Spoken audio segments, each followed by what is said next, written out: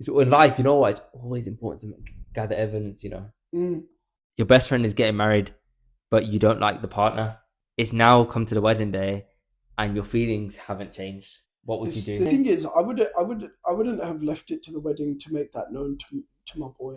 I would have just said like, the thing is, it depends on how much I dislike her and what I dislike her for. Then I'd just be like, I'd say to my boy, listen, I can't lie, your missus, she's just not my kind of person, but like, No, no, I but still love you and blah blah blah.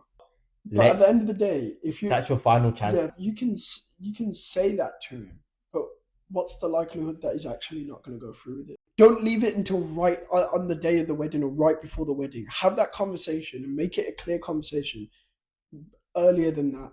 Mm, And then there's just hope that it kind of just fiddles out. But yeah, rather than them getting involved, because sometimes if they get involved, it could ruin the whole relationship, whole yeah, whole friendship.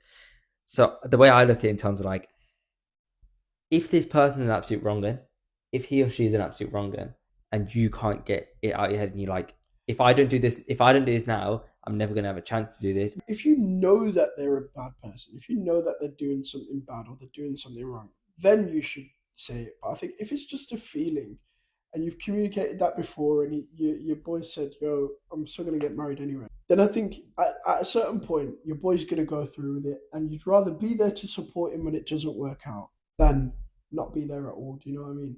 You pile up evidence for like months, yeah, and come to the wedding day and pull up your boy in the morning or your girl in the morning and be like, look at this, all this evidence. I didn't want to come to you and just keep nagging on saying this is not the one. Don't stop.